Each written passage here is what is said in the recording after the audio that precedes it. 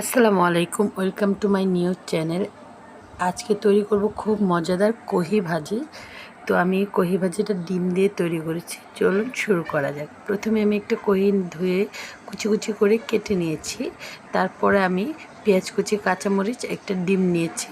তারপরে একটা কড়াইতে তেল গরম দিয়ে দিয়েছি। তারপরে পেঁয়াজ কুচি আর কাঁচামরিচটা আমি খুব ভালো করে ভাজা ভাজা করে নেব। তো ভাজা ভাজা করা হয়ে গেলে আমি এই পর্যায়ে একটু লবণ দিয়ে দেব। লবণ দিয়ে আমি আবার একটু নাড়াচাড়া করে ভাজা ভাজা করে নেব। তারপরে আমি একটা ডিম ভেঙে দেব। তো ডিমটা ভেঙে দিয়ে আমি ভালো মতো এটাকে নাড়াচাড়া করে নেব যেন ঝুরঝুরা হয়ে যায়। তো যদি নাড়াচাড়া না করি তাহলে দলা দলা হয়ে যাবে। তো এর জন্য আমি বারবার নাড়াচাড়া করে এক চামচ হলুদ মরিচে ফাঁকি দিয়ে দিয়েছি। ফাঁকিটা দেওয়ার পর আমি আবারও ইচ্ছে মতো একদম নাড়াচাড়া করে এটাকে একদম ঝুরঝুরে করে ফেলবো। তো এই তো আমার ঝুরঝুরা হয়ে গেছে। তো এটা আমি ভাজা ভাজা হয়ে গেছে। এই পর্যায়ে আমি কহিগুলো যে কেটে নিয়েছিলাম সেগুলো আমি আস্তে আস্তে ঢেলে দেব। ঢেলে দিয়ে আমি এটাকে খুব ভালো করে মিশিয়ে নেব। মিশিয়ে নিয়ে যেহেতু এখানে পানি ওঠে না, আমি হাই হিটে রান্না করছি, তো এই পর্যায়ে আমি অল্প একটু পানি দেব যাতে কহি থেকে পানিগুলো উঠে যায়।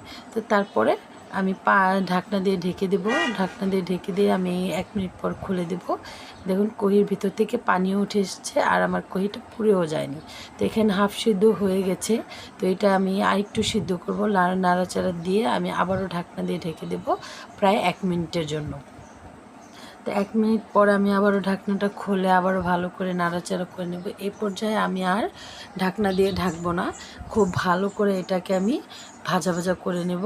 ও একটু পর পর নাড়াচাড়া করে ভালো করে এটাকে ভাজা ভাজা করব।